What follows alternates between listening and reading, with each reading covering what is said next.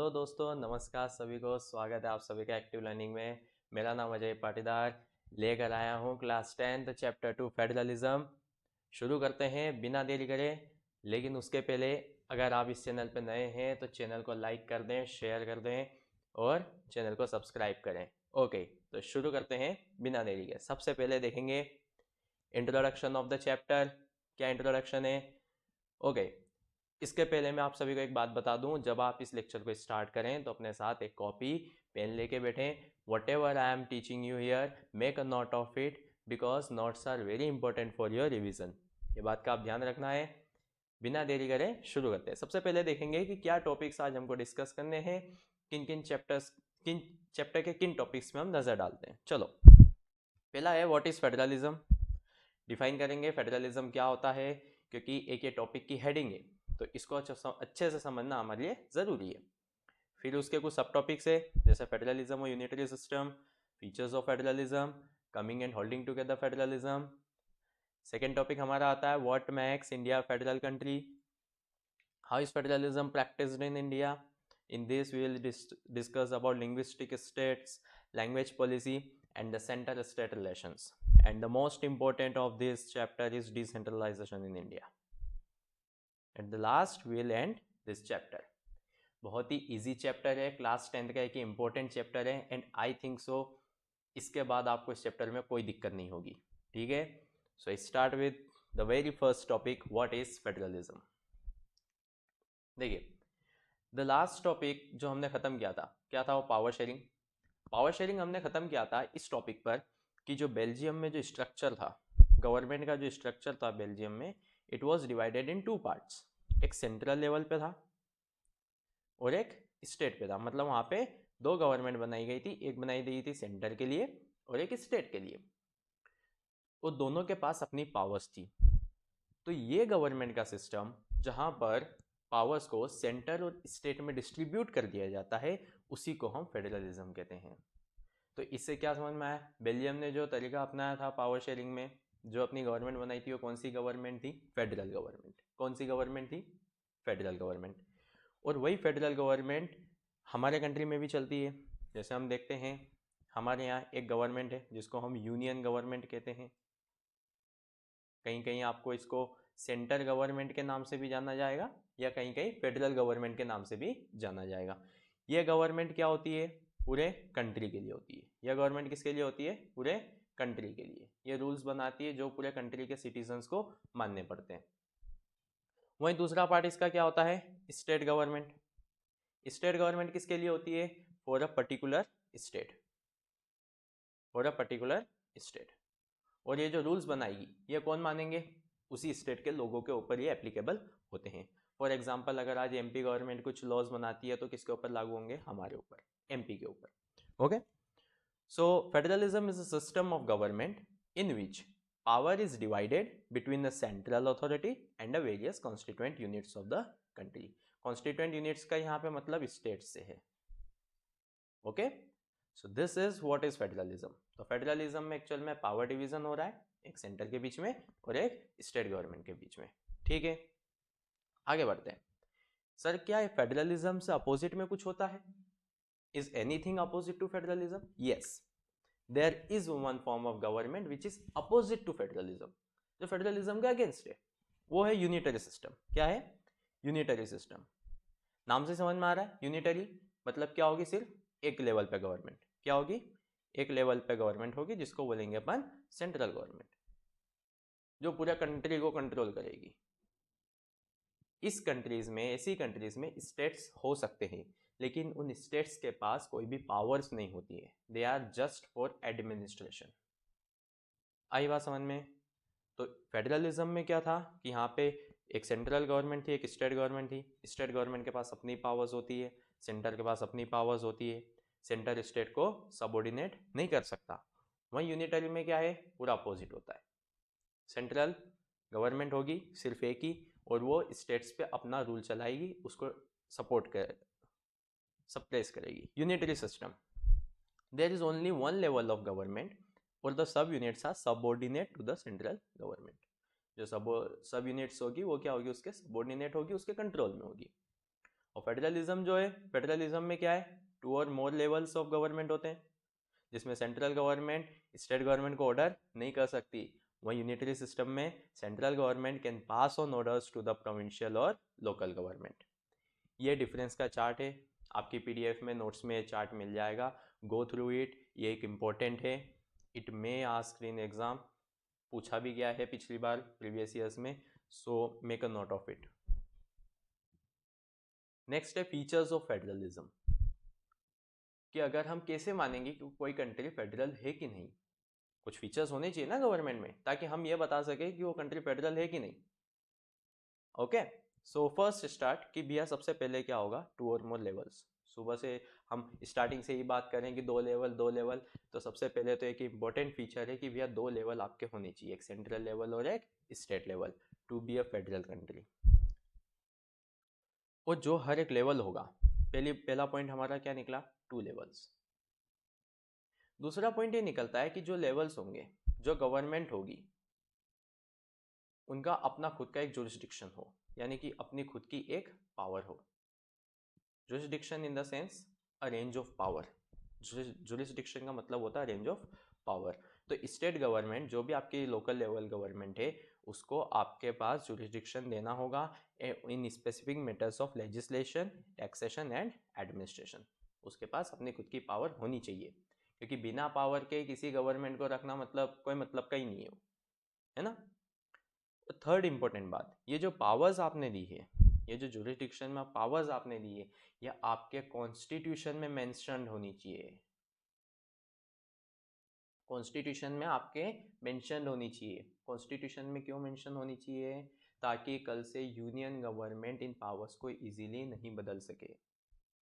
ये एक इम्पोर्टेंट बात होती है, क्योंकि अगर ये कॉन्स्टिट्यूशन में मेंशन नहीं होगी तो हर गवर्नमेंट अपने हिसाब से इन पावर्स को बदलेंगे। कोई स्टेट्स को ज़्यादा पावर दे देगा, कोई कम पावर दे देगा। तो इस सिचुएशन से बचने के लिए आपको इन पावर्स को कॉन्स्टिट्यूशन में मेंशन होना चाहिए। The fourth is, fundamental provisions of the constitution cannot be changed unilaterally by one level of government।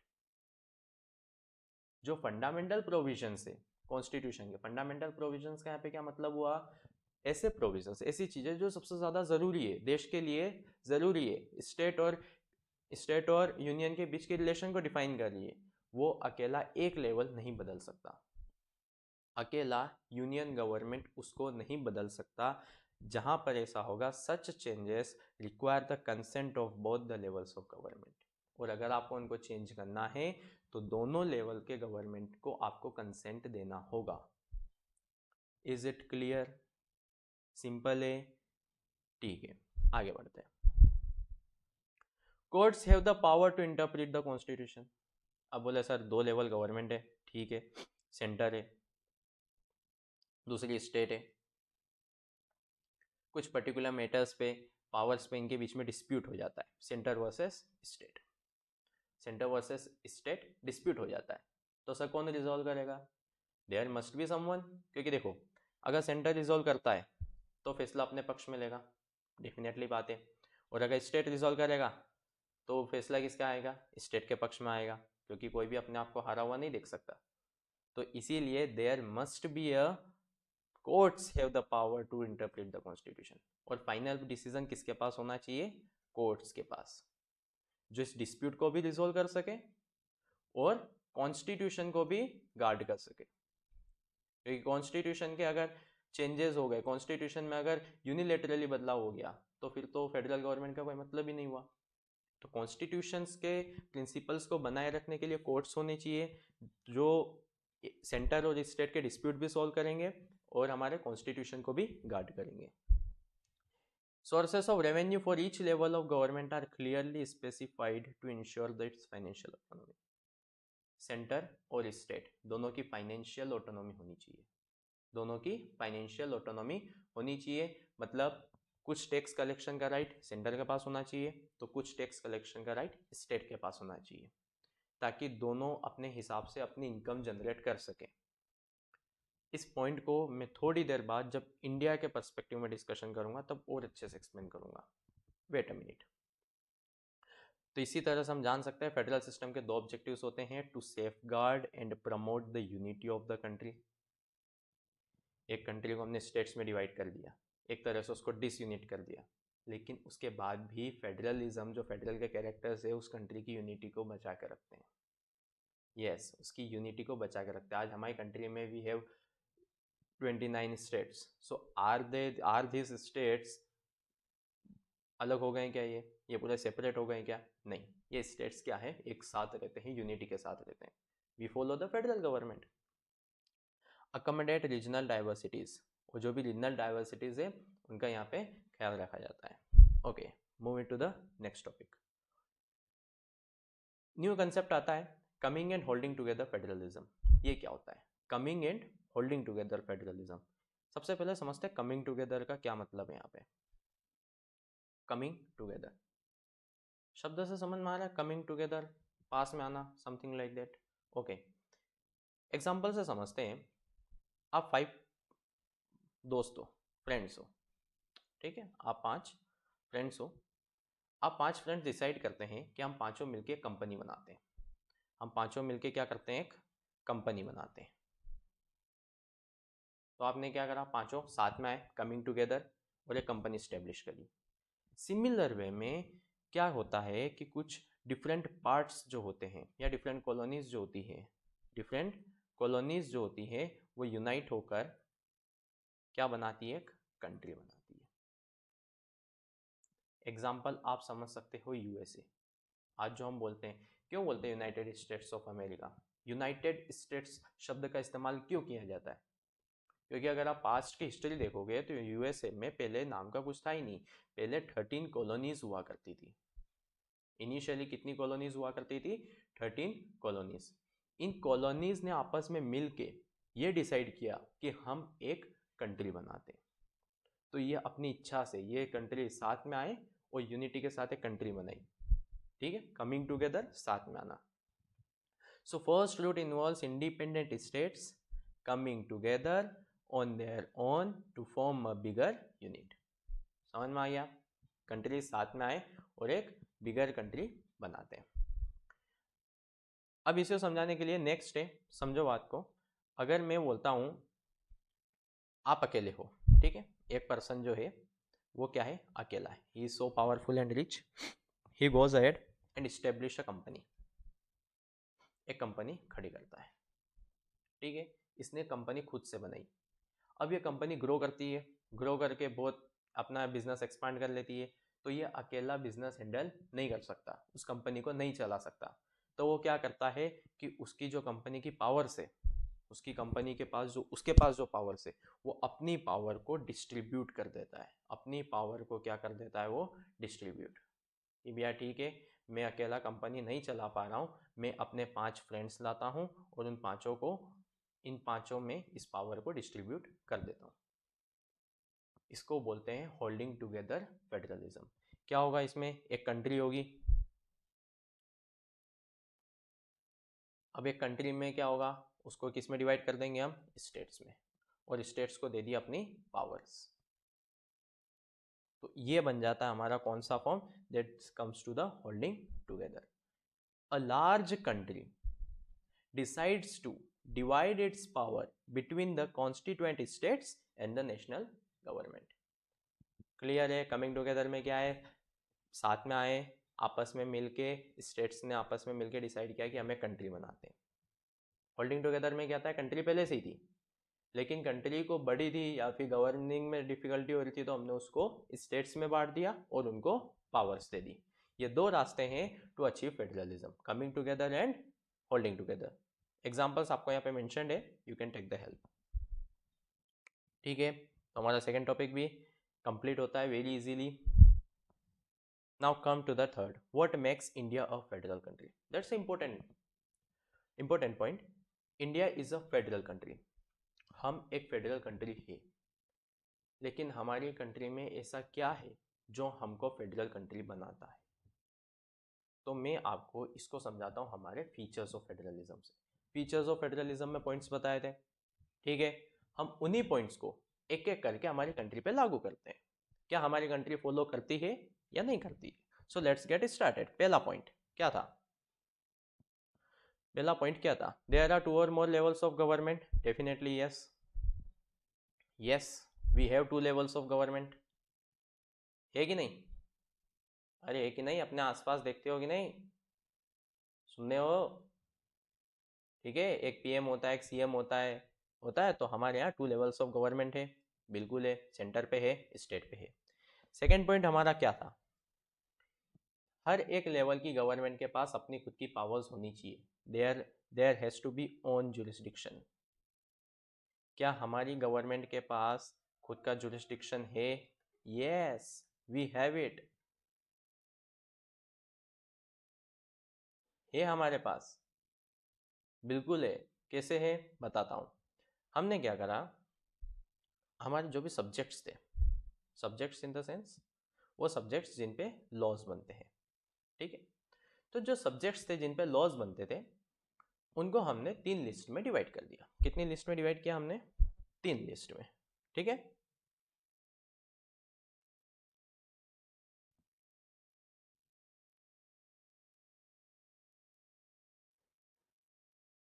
हमने उसको 3 लिस्ट में डिवाइड कर दिया। The very first is union list. क्या रख दिया हमने? Union list. यूनियन लिस्ट में हमने कौन से सब्जेक्ट्स डाले? इसमें वो सब्जेक्ट्स थे जिनको अमेंड करने की, जिन पे लॉ बनाने की पावर सिर्फ और सिर्फ किसके पास होगी? सेंटर के पास। सेंटर गवर्नमेंट ही इन पे नियम बना सकती है। वह sir example? Yes, definitely foreign affairs,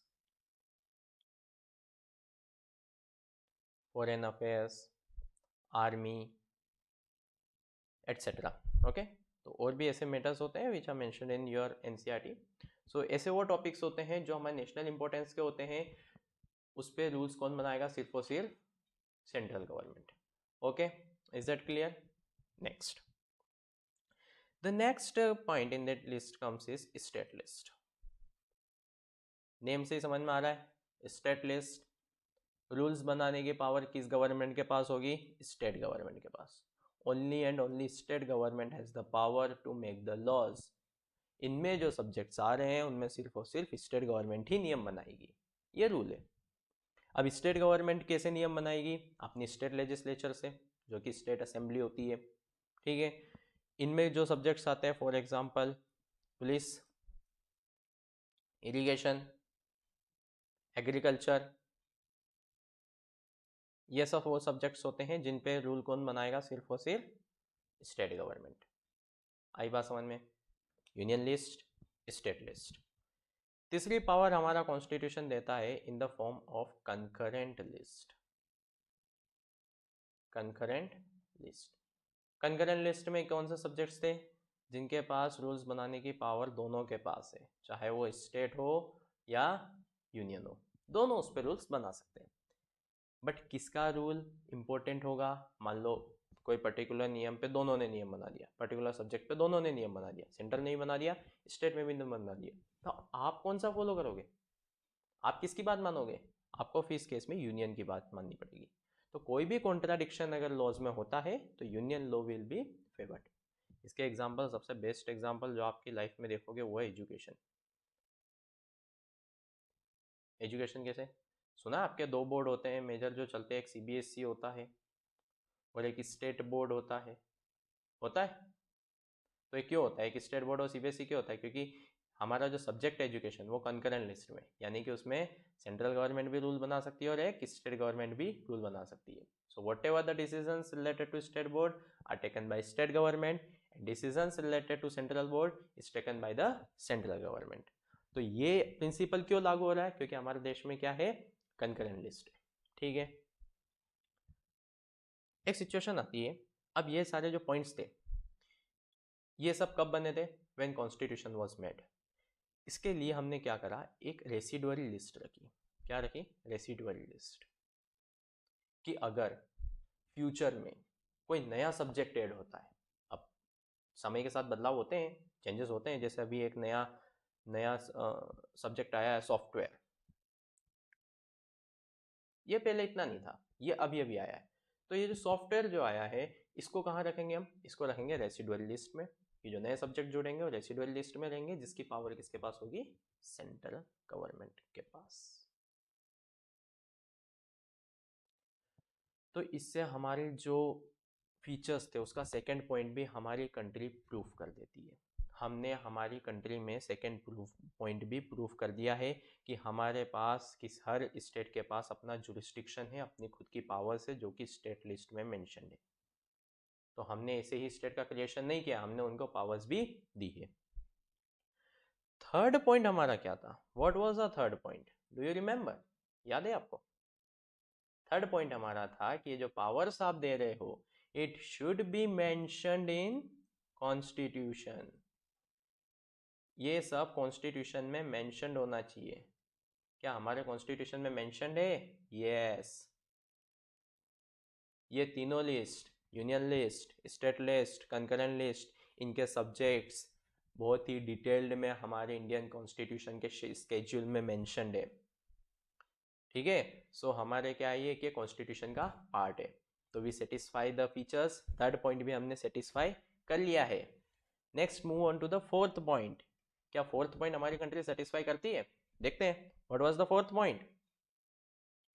the fundamental provisions of the constitution can not be changed unilaterally. अकेले जो पार्लियामेंट है, जो यूनियन गवर्नमेंट है, वो इन कॉन्स्टिट्यूशंस को नहीं बदलना चाहिए। क्या हमारे यहाँ ऐसा होता है? Yes. There are certain points of constitution जो कि पार्लियामेंट अकेला नहीं बदल सकता। It has to take ratification of the state. जैसे फॉर एग्जाम्पल प्रेसिडेंट एक इम्पोर्टेंट पोस्ट होती है, उसके इलेक्शन प्रोसेस से, उनके रिमूवल प्रोसेस से अगर उनको कुछ भी बदलाव इन कॉन्स्टिट्यूशन में करने हैं, किस में करने हैं? कॉन्स्टिट्यूशन में, तो डेफिनेटली उनको पार्लियामेंट से तो पास करना ही पड़ेगा, लेकिन स्टेट से भी रेटिफिकेशन, मतलब स्टेट से भी पास करवाना पड़ेगा। तो क्या अकेला कुछ फंडामेंटल प्रोविजंस को क्या अकेला पार्लियामेंट बदल सकता है हमारे कंट्री में? हमारे देश की बात है, इंडिया की बात है। क्या हमारे इंडिया बदल सकते हैं? नहीं बदल सकते। फंडामेंटल प्रोविजंस के लिए आपको स्टेट की मंजूरी लेनी पड़ेगी, उनसे रेटिफिकेशन करवाना पड़ेगा। That's compulsory mention in the constitution. आगे बढ़ते हुए हमने फोर्थ पॉइंट भी सेटिस्फाई कर दिया, we have proved the fourth point also. आगे बढ़ते हैं, what was our fifth point, let's recall. Courts have the power to interpret the constitution. Definitely yes. हमारे यहाँ हाईएस्ट कोर्ट कौन है? Supreme court. Yes, supreme court हमारे यहाँ का हाईएस्ट कोर्ट है, और ये हाईएस्ट कोर्ट के पास पावर है, इसका डिसीजन फाइनल होगा। जो भी स्टेट, यूनियन स्टेट या स्टेट में डिस्प्यूट्स होंगे वो डायरेक्टली हमारे सुप्रीम कोर्ट जाएंगे, डायरेक्टली सुप्रीम कोर्ट से रिजॉल्व किए जाएंगे, और सुप्रीम कोर्ट का डिसीजन फाइनल होगा। और हमारे अगर कॉन्स्टिट्यूशन में कोई चेंजेस करने हैं, सॉरी कॉन्स्टिट्यूशन से रिलेटेड कोई हमको जानकारी चाहिए कि कॉन्स्टिट्यूशन के खिलाफ क्या है क्या नहीं है, तो वो डिटेल्ड इन्फॉर्मेशन कौन देता है? Supreme Court. तो Supreme Court is the last to interpret the constitution. तो हमने हमारे मोस्ट सारे फीचर्स जो है हमने प्रूव करे हैं कि यस हमारे यहाँ फेडरल गवर्नमेंट है। Yes we do have a federal government. ये इंडिया में फेडरल गवर्नमेंट है। वापिस से रिकॉल करते हुए, क्या 5 चीज़ें हैं जो हमारे इंडिया को फेडरल कंट्री बनाती है? पहली, we have 2 levels of government, union level, state level. Second, both have their own jurisdiction, खुद की अपनी पावर्स है, बीच में एक दूसरे को सबॉर्डिनेट नहीं कर सकते, सेंटर स्टेट को सबॉर्डिनेट नहीं कर सकता। हमारे पास यूनियन लिस्ट है, स्टेट लिस्ट है, कंकरेंट लिस्ट है। द थर्ड पॉइंट इज, ये सारे पावर्स कॉन्स्टिट्यूशन में मेंशन्ड है। Yes we do have mentioned in our constitution schedule, they are mentioned in detail. What's the fourth point? Can a constitution, fundamental provisions of constitution can be changed unilaterally? No. In India, no fundamental provisions can be changed unilaterally. It has to take ratification of states. और पांचवा last क्या था हमारा कि there is a final court, Supreme Court, to solve the disputes and to interpret the constitutions. तो ये हमारा topic भी मेरे हिसाब से बहुत सिंपल है, we have covered it easily. Now move to the next topic. How is federalism practised? हमारे इंडिया में फेडरलिज्म कैसे चल रहा है? हमारे इंडिया में फेडरलिज्म कैसे प्रैक्टिस हो रहा है, कैसे फेडरलिज्म चल रहा है? इंपॉर्टेंट टॉपिक है। सबसे पहले लिंग्विस्टिक स्टेट्स। देखिए, on the day of independent, I tell you, on 1947 हम जो आज स्टेट्स देखते हैं वो स्टेट्स नहीं हुआ करते थे। उस टाइम पे हमारे कंट्रीज में पार्ट होते थे, part A, part B, part C and part D. अब इसमें क्या होता था, जैसे बहुत सारी लैंग्वेज के स्टेट्स पार्ट ए में आ गए, बहुत सारी लैंग्वेज के स्टेट्स पार्ट बी में आ गए। मतलब एक या उससे ज़्यादा के लैंग्वेज एक पार्ट में रहते थे। इनको गवर्न करने वाली गवर्नमेंट भी एक ही थी, इन पे रूल करने वाली भी गवर्नमेंट एक ही थी। लेकिन बाद में समथिंग अबाउट 1954-1955 एक ये नया मुद्दा आया कि we have to divide states on the basis of language. Language के बेसिस पे स्टेट को डिवाइड करें। The first state created on the basis of language was Andhra प्रदेश।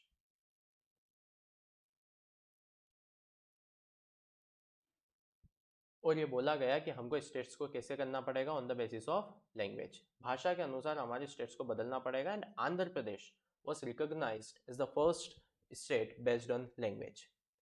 धीरे धीरे फिर हमारे यहाँ एक कमेटी बिठाई गई, कमेटी के अनुसार सारे स्टेट्स को जो भी मेजर डिफरेंट लैंग्वेज के थे उनको डिवाइड किया गया। Like we have Maharashtra for Marathi people, we have Andhra Pradesh for Andhra speaking, we have Tamil Nadu for Tamil speaking, we have Gujarat for Gujarat speaking. So every state has its own language. तो इस हिसाब से हमारे country में linguistic states का role आता है। Many old states have vanished and many new states have been created. Areas, boundaries, names of the states have been changed. Some states have been formed of the people who speak the same language. तो same language के basis पे हमने states बनाए गए थे जिनको हम linguistic states कहते हैं। उस टाइम पे कुछ ने कहा भी था कि yes it may be a step to disunite the country, कि हमारी यूनिटी को तोड़ेगा। या हमारी कंट्री एक डिफरेंट डाइवर्सिटी से बनी हुई है, अगर आप उसके स्टेट्स को ऐसे लैंग्वेज के बेसिस पे डिवाइड कर दोगे तो ये हमारी कंट्री को तोड़ सकता है, यूनिटी को तोड़ सकता है। लेकिन एक्चुअली में इसने यूनिटी को तोड़ा नहीं है, इसने यूनिटी को और स्ट्रॉन्ग किया है। आज हमारी country different language, different culture होने के बाद भी यूनाइट है। आज हम यूनिटी के साथ मिलजुल कर रहते हैं। तो लिंग्विस्टिक स्टेट्स का जो प्रिंसिपल था वो फेडरल से रिलेटेड है, कि हमने लैंग्वेज के बेसिस पे स्टेट्स को अपनी ऑटोनॉमी दी है। नेक्स्ट आता है लैंग्वेज पॉलिसी हमारी क्या रही। अभी हमारे कंट्री में बहुत लैंग्वेजेस बोली जाती है, more than 500 languages we speak. इतनी डाइवर्सिटी किसी दुनिया के किसी देश में नहीं है कि इतनी लैंग्वेजेस वहाँ पे बोली जाती हो, क्योंकि एक तो हमारा कंट्री साइज में भी बड़ा है और डिफरेंट डाइवर्सिटीज रहती है हमारे यहाँ। तो मोर देन 500 लैंग्वेज स्पीक किया जाती है। उसके अलावा भी हमारे कॉन्स्टिट्यूशन में 21 ऑफिशियल लैंग्वेजेस है। ये क्या है, हमारे ऑफिशियल लैंग्वेज है। So what was the theme behind it? When we got independent, अब हम इंडिपेंडेंट हुए, हमारे पास दो ऑप्शन थे। एज अ बीइंग हमारे यहाँ सबसे ज़्यादा भाषा कौन सी बोली जाती है, हिंदी। हिंदी हमारे यहाँ सबसे ज़्यादा बोली जाती है, बट मेजोरिटी पीपल नहीं बोलते, ओनली 40% पीपल हिंदी बोलते थे। तो दो ऑप्शन था, या तो हम एज अ इंग्लिश को हमारी ऑफिशियल लैंग्वेज बनाए और एक हिंदी को।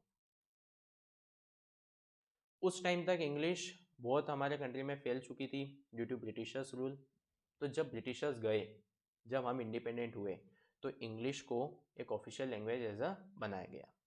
और ये डिसाइड किया गया था कि after some year in 1965 we will discontinue English.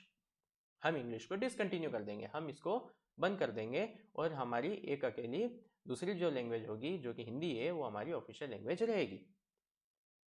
Independent हुए, चलता गया, सब बढ़िया चल रहा। 1965 में बात आई कि now we should discontinue English. तो इसके लिए क्या हुआ, अपोजिशन हुआ। क्या हुआ, अपोजिशन। किसने किया था opposition? Most of the southern states ने। सदर्न स्टेट्स में, क्योंकि आपको पता है हर स्टेट की अपनी खुद की लैंग्वेज है और वहाँ की पॉपुलेशन भी बहुत है, तो सदर्न स्टेट्स ने क्या करा था, अपोजिशन करा था इसके ऊपर कि आप इंग्लिश लैंग्वेज को नहीं हटा सकते, इंग्लिश हमारे बीच के कम्युनिकेशन बची है, हमारे देश को जोड़ के रखा इंग्लिश ने। तो इस अपोजिशन के बाद गवर्नर ने फैसला लिया कि हम इंग्लिश और हिंदी दोनों को कंटिन्यू करेंगे। पहली बात, इंग्लिश और हिंदी कंटिन्यू रहेगी कहाँ पर? सेंटर में। तो आज हम जो भी गवर्नमेंट के काम करते हैं हमारे दोनों अवेलेबल होता है, हिंदी और इंग्लिश। और वहीं स्टेट्स जो रहेंगे, ये इंपॉर्टेंट बात है, वो हिंदी की जगह अपनी लोकल लैंग्वेज जो है उस स्टेट की, उसको प्रायोरिटी दे सकते हैं।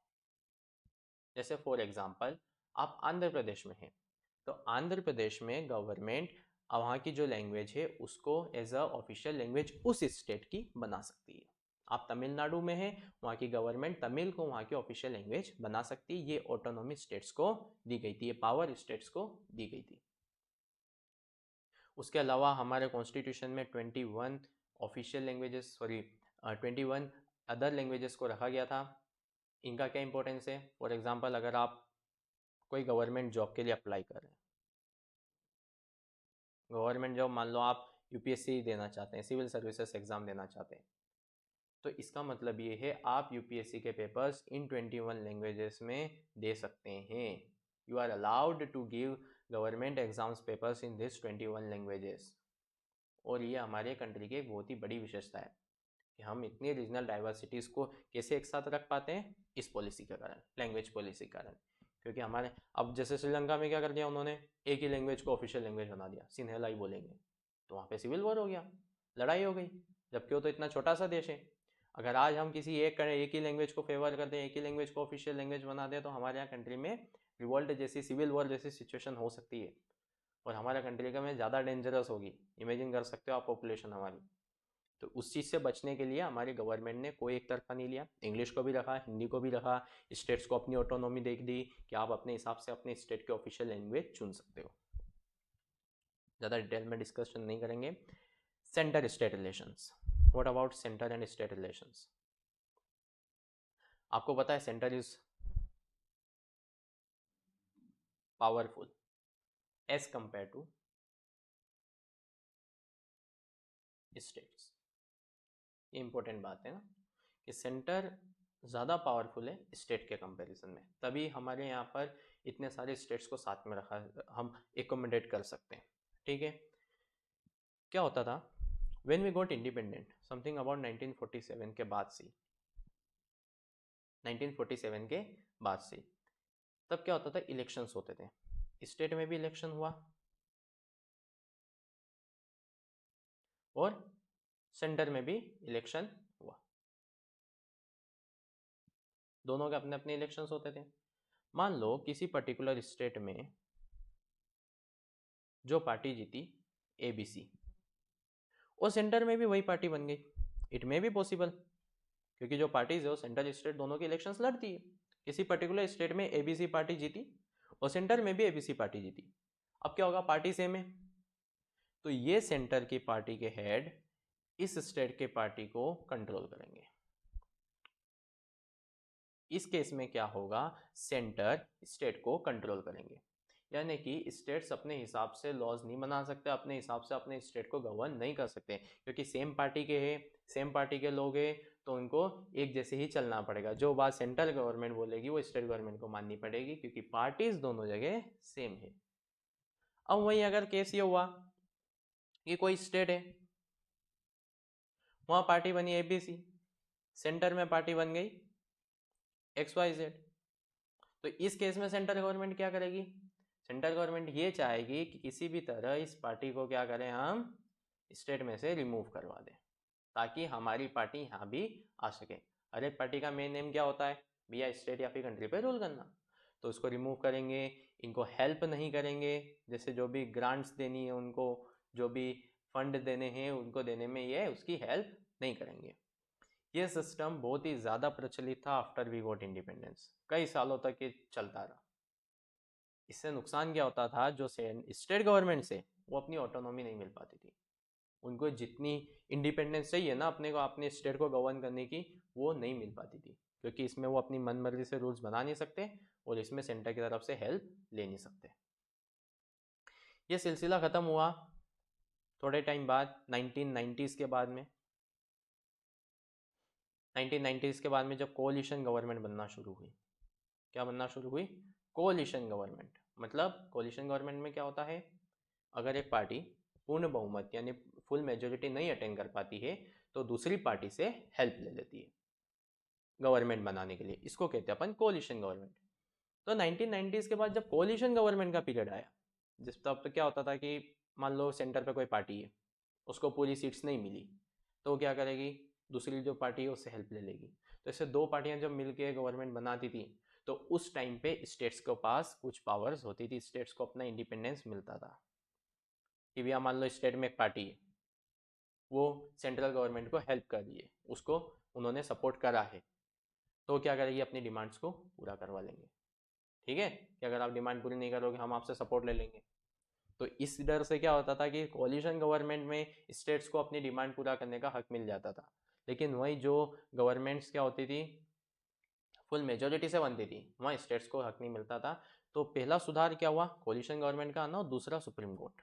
सुप्रीम कोर्ट हर चीज़ में बचाने आ जाते हैं, तो इन्होंने भी अपने कॉन्स्टिट्यूशन, अपने फेडरलिज्म को बचाया, और उन्होंने ये जो अननेसेसरीली जो गवर्नमेंट्स को रिमूव कर देते थे, सेंट्रल गवर्नमेंट अननेसेसरीली जो स्टेट गवर्नमेंट उनको जो रिमूव कर देते थे उस पर बैन लगाया था, और उसको बोला था कि आप ये कॉन्स्टिट्यूशन के खिलाफ कर रहे हो। तो उसके बाद से फिर हमारे यहाँ स्टेट्स को क्या हुई, ऑटोनॉमी मिली। तो आज की सिचुएशन और 1947 के इंडिपेंडेंस के बाद की सिचुएशन काफ़ी अलग है। उस टाइम पे स्टेट्स को अपनी पावर्स, ऑटोनॉमी नहीं मिल पाती थी, लेकिन आज कोलिशन गवर्नमेंट के पीरियड की वजह से और सुप्रीम कोर्ट की वजह से जो स्टेट गवर्नमेंट है उनको अपनी ऑटोनॉमी मिली है। So this is the last topic, that how federalism is practised in India. तो एक तो हमने बोला था कि हमको हमारे यहाँ पे लैंग्विस्टिक स्टेट्स बनाए गए, उनको अलग पावर्स दी गई। लैंग्वेज पॉलिसी हमारे यहाँ लाए गए, जिसमें हमने किसी एक लैंग्वेज को फेवर नहीं किया। 21 हमारे शेड्यूल लैंग्वेजेस बनाई गई। और थर्ड हमारा है centre state relations. Centre state relations मैंने बहुत शॉर्ट में यहाँ पे आपको बताया है, ये बहुत डिटेल्ड टॉपिक है, आपके हिसाब से इतना सफिशिएंट है। डोंट गो इन डीप, क्योंकि ये बहुत ही ज़्यादा डीप टॉपिक है और बहुत कॉम्प्लेक्स भी है, जिसके लिए आपको ज़्यादा नॉलेज होना ज़रूरी है। सबसे इम्पोर्टेंट इसका डिसेंट्रलाइजेशन इन इंडिया। अभी तक हमने बात करी थी कि हमारी कंट्री जो होगी उसमें दो लेवल्स होंगे। सर आपने बोला एक स्टेट गवर्नमेंट होगी, सर सेंट्रल गवर्नमेंट होगी। बिल्कुल सही है, एक स्टेट गवर्नमेंट, एक सेंट्रल गवर्नमेंट। ये कब था हमारे यहाँ पर, इंडिपेंडेंस के बाद। लेकिन आफ्टर सम टाइम हमको ऐसा लगा कि हमारी कंट्री बहुत बड़ी है, हमारी पॉपुलेशन कंटिन्यूसली बढ़ रही है, और हमारा जो डेवलपमेंट है, अब हमारी कंट्री मेन किस एरियाज पे फोकस करते हैं हम, विलेजेस। हमारी कंट्रीज में मेन हमारी यूनिट क्या है, जिससे हमारी पूरी कंट्री मिलके बनी, हमारे विलेजेस। तो गवर्नमेंट जो भी डेवलपमेंट के मेजर्स लेती थी ना, जो भी डेवलपमेंट के मेजर्स लेती थी, वो कहाँ तक नहीं पहुँचते थे, विलेजेस तक। विलेजेस उनसे दूर रह जाते थे। तो इस चीज़ को रोकने के लिए गवर्नमेंट ने बोला कि हमारी कंट्री पे दो लेवल है हमारे, एक सेंटर है, एक स्टेट है, एक और बना दो, लोकल गवर्नमेंट का नाम दे दो। What we have done is we have made it a third tier, that is local government। पहला सेंटर, दूसरा स्टेट, तीसरा एक और जुड़ गया लोकल गवर्नमेंट। लोकल गवर्नमेंट का टर्म कॉन्स्टिट्यूशन में मेंशन नहीं है, यह हमने बाद में क्रिएट करा था क्योंकि हमको ज़रूरत लगी थी, क्योंकि हमारी कंट्री की पॉपुलेशन कंटिन्यूसली बढ़ रही थी और हमको बिल्कुल ग्रास रूट से डेवलपमेंट चाहिए, बिल्कुल हमको ज़मीन से जुड़ा हुआ डेवलपमेंट चाहिए, बिल्कुल हमारी जो सबसे छोटी यूनिट है ना कंट्री की, वहाँ से डेवलपमेंट चाहिए। तो उसको हेल्प करने के लिए क्या होता था, हमने लोकल गवर्नमेंट बनाई थी। इमेजिन करो आपके यहाँ पे मान लो म्यूनिसिपलिटी कॉरपोरेशन नहीं है, म्यूनिसिपल कॉरपोरेशन नहीं है, आपके यहाँ पे खरा, आपके यहाँ पे शहर में, आपके वार्ड में बिजली की समस्या आ जाती है या पानी की समस्या आ जाती है, आप किसको अप्रोच करोगे? लोकल गवर्नमेंट मान लो है ही नहीं, तो आप किसको अप्रोच करोगे? स्टेट गवर्नमेंट को। स्टेट गवर्नमेंट भैया बहुत दूर है, भोपाल में, it will take time to resolve, आपकी समस्या खत्म होने में बहुत ही ज़्यादा टाइम लगेगा। जैसे कुछ प्रोजेक्ट्स बने, मान लो आज हमारा इंदौर मेट्रो रेल का प्रोजेक्ट चल रहा है, तो ये क्या होगा, ये प्रोजेक्ट हमारा इतने अच्छे से नहीं चल पाएगा क्योंकि state government is unable to control the whole state adequately, इतनी आसानी से कंट्रोल नहीं कर पाते थे, तो इसीलिए डिसाइड किया गया कि हम स्टेट के नीचे एक और बॉडी जोड़ते हैं which will be known as local government. तो डिसेंट्रलाइजेशन क्या होता है? when power is taken away from central and state government and given to the local government, it is called decentralization। इससे क्या हुआ? पीपल डायरेक्टली पार्टिसिपेट कर सकते हैं डिसीजन मेकिंग में, डायरेक्टली। क्या करा गया इसके लिए, अब मैं आपको डिटेल में समझाता हूँ। लोकल गवर्नमेंट में दो भागों में बांट दिया। पहला बनाया किसके लिए? विलेजेस के लिए, कि विलेजेस के लिए क्या स्ट्रक्चर रहेगा। देखिए, विलेजेस के लिए हमारी जो लोकल गवर्नमेंट काम करती है वो होती है gram panchayat. Everyone aware of that? नाम सुना होगा सभी ने, ग्राम पंचायत। ठीक है, तो हमारे यहाँ विलेजेस में जो काम करती है वो होती है ग्राम पंचायत। ग्राम पंचायत का हेड जो होगा सरपंच होगा। इसके मेंबर्स को कौन इलेक्ट करेगा? पीपल। उस गांव के जो लोग हैं वही इसके मेंबर्स को इलेक्ट करेंगे। एक तो सरपंच होगा और वार्ड मेंबर्स होंगे जिनको हम पंच कहेंगे। तो बिल्कुल ग्रास लेवल पे कौन काम करेगी विलेजेस में? ग्राम पंचायत। फिर ग्राम पंचायत से मिलके बनेगी समिति और मंडल। समझ लो हमारे आसपास के 50 विलेजेस है, तो 50 विलेजेस के पंचायत मिलके क्या बनाती है? हमारी ग्राम पंचायत समिति या फिर मंडल। ठीक है, इसके मेंबर्स ग्राम पंचायत से इलेक्ट होंगे। फिर समिति और मंडल मिलके बनाते हैं जिला परिषद। क्या बनाते हैं? जिला परिषद। इसको कौन मिलके बनाता है? समिति। मान लो ऐसी 50 समिति है हमारे जिला में, सो 50 समिति मिलके क्या बनाएगी? जिला परिषद। इसके मेंबर्स जो एमएलएज होंगे उस एरिया के, उसके जो अगर कोई एमपी है उसके कुछ ऑफिसर्स जो कि अपॉइंट किए जाएंगे, वो सब जिला परिषद के मेंबर्स होंगे और कुछ मेंबर्स इलेक्टेड भी होंगे। तो ये स्ट्रक्चर था हमारा किसका? हमारे पूरे ग्राम पंचायत सिस्टम का, लोकल गवर्नमेंट का, पंचायती राज जिसको बोलते हैं, जिसका नाम क्या है? पंचायत राज सिस्टम। अब इससे क्या हुआ? कोई भी हेल्प अगर मुझे गांव तक पहुंचानी, मान लो मुझे अपने गांव में आंगनवाड़ी डेवलप करवानी है या गवर्नमेंट स्कूल डेवलपमेंट करवाना है, तो प्रोसेस क्या रहेगी? या अपना स्टेट फंड इशू करवाएगा, वो फंड जिला तक जाएगा, जिला परिषद से समिति, समिति से जिस ग्राम पंचायत में काम करवाना है वहाँ तक पहुँच जाएगा। अगर आपको कुछ कंप्लेन करनी है, अगर आपको रिलेटेड कुछ डॉक्यूमेंट से रिलेटेड कुछ कंप्लेन करनी है, तो आप किसके पास जाओगे? ग्राम पंचायत के पास, फिर समिति के पास वो रिपोर्ट जाएगी, फिर जिला परिषद रिपोर्ट जाएगी। ठीक है, तो इससे क्या हेल्प हुआ? हमारा पूरा सिस्टम डिसेंट्रलाइज हो गया, पावर्स डिस्ट्रीब्यूट होगी, तो हमारे बिल्कुल ग्रास रूट तक, बिल्कुल विलेज लेवल तक हेल्प पहुंचेगी। सेकेंड सिस्टम आता है अर्बन में। अर्बन यानी कि सिटीज। सिटीज में जो स्मॉल टाउन्स होंगे, जो टाउन्स होंगे वहां पे होगी म्यूनिसिपैलिटी, जिसमें नगर पालिका कहते हैं, जिसको क्या कहते हैं अपन? नगर पालिका। और जो बिग सिटीज होंगी, बड़ी सिटीज होंगी, उनमें होगा म्यूनिसिपल कॉरपोरेशन। Municipal corporation. बोला सर नहीं आया? नगर निगम सुना है? नगर निगम वही म्यूनिसिपल कॉरपोरेशन होता है, और जहाँ नगर पालिका सुना होगा तो वो म्यूनिसिपैलिटी होता है। ठीक है, और इनका जो हेड होता है उसको क्या कहते हैं अपन? मेयर। उस सिटी का हेड होगा जिसको पीपल खुद डायरेक्टली इलेक्ट करते हैं। तो अब आपको मेरे हिसाब से पूरी डिटेल डिसेंट्रलाइजेशन की समझ में आ गई कि हमने क्या करा। पावर को डिस्ट्रीब्यूट करते गए, पहले हमने सेंटर्स के पास पावर स्टेट से गई, स्टेट के पास से फिर पावर लोकल लेवल पे गई, ताकि जो डेवलपमेंट हो सके, जो जनता का पार्टिसिपेशन हो सके, वो इक्वली तीनों चीज़ों में बढ़ जाए, ताकि ग्रास रूट से लोग गवर्नमेंट के कनेक्शन में आ जाए। सो आई होप हमारा ये चैप्टर अच्छे से क्लियर हो गया है। बहुत ही इजी चैप्टर था। हाउ यू गॉट इट, आपको कितना समझ में आया? Do mention in comments. And for thank you for being the part at the last. आपने इतने अच्छे से सुना। I hope I you will do it. अब इसके बाद आपकी तरफ से मुझे क्या हेल्प चाहिए? You have to go through NCERT. You have to go to NCERT. आपको पढ़नी पड़ेगी। नोट्स आपको लिंक जो है मैं पीडीएफ में दे दूंगा। नोट्स आपको डिस्क्रिप्शन में मिल जाएंगे, वहाँ से आप डाउनलोड कर सकते हो। They are very concise notes मैंने आपको दिए हैं, और प्लीज़ इनकी PDF को मोबाइल में मत रखना, do make a note of it. आप जब खुद के हाथों से बनाओगे ना आपको चेंजेस दिखेंगे। अपना काम खुद से करें, कॉपी पेस्ट करोगे तो उससे मज़ा नहीं आएगा। आप अगर कॉपी पेन लेके बैठे होंगे, अगर आपने लाइन से नोट किया होगा तो बड़ी आसानी से आपको समझ में आ जाएगा। आई बात समझ में? And at last, like the video, share to your friends and subscribe to the YouTube channel. Very thankful. I thank you to all of you. Let's meet in the next lecture. Have a good day. Bye to all of you.